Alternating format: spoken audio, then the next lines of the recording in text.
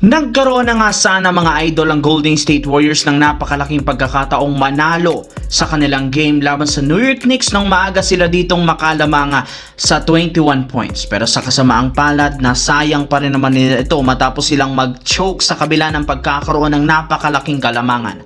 Dahil sa pangyayari, todo batikos na naman ang inabot ni Coach Steve Kerr mula sa mga fans. Mas lalo pa nga pong nag-trending ang pangalan nito sa social media matapos mag-viral ang isang video habang pinapagalitan niya at sinisigawan si Will Richard sa second quarter. Uminit nga ang ulo ni Steve Kerr nang hindi masalo ni Richard ang ginawang pasa ni Brandon Podziemski sa isang fast break na nagresulta sa turnover. Pero hindi rin naman magustuhan ng mga fans ang ginawang ito ni Coach dahil kung inyong ang titignan, si Podziemski ang may kasalanan ng turnover at hindi si Will Richard. Pero gets rin naman nila ito ang ginawa ni Coach since noon pa hindi talaga nito pinapagalitan si Podziemski. Kahit man ilang beses itong nagkamali kagaya na kanyang ginagawang bad shot, wala rin namang marinig mula sa kay Coach Steve Kerr. Kaya malinaw, meron talagang favoritism sa Golden State Warriors. Samantala, pagkatapos nga na maipanalo ng Los Angeles Lakers ang kanilang last game laban sa Denver Nuggets,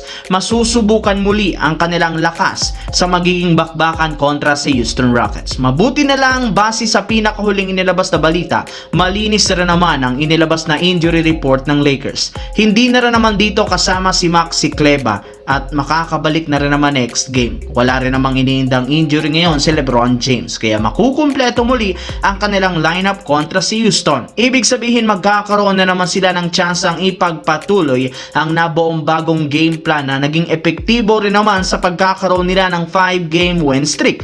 Simula nang tanggapin ni LeBron ang third option para mabigyan ng priority sina Austin Reeves at Luka sa opensa, mas gumanda ang kanilang play. Bumabalik ang magandang shooting na Luka at Reeves, kaya malaki ang tsansang makabawi sila sa Houston Rockets. Sa kabilang banda, kagaya ng napag-usapan natin, malaki ang tsansa ng Portland Trail Blazers na makapag-secure ng pwesto sa play-in tournament since malaki ang kalamangan nila kumpara sa 11 seed na Memphis Grizzlies na kasalukuyan na nga pong nagtatangking. Maliban dyan, may pagkakataon rin naman sana ang Blazers na maagaw sa 9th seed mula sa Golden State Warriors na natalo pa lang kanina kontra sa New York Knicks. Ang problema, nasayang ng kanilang team ang ganitong kalaking oportunidad since natalo rin sila sa Philadelphia 76ers.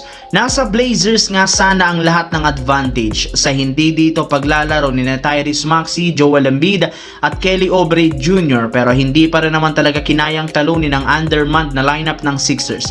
Dahil dyan, nakapako pa rin naman ang Blazers sa ngayon bilang pang-10. Mabuti na lang 0.5 games lang naman ang kalamangan ng Warriors. Ibig sabihin magkakaroon pa sila ng mas magandang pagkakataong mahabol ito. Hawak rin naman ang Portland ang advantage sa head-to-head matchup, kaya kapag tumabla ang kanilang record, sila ang aangat.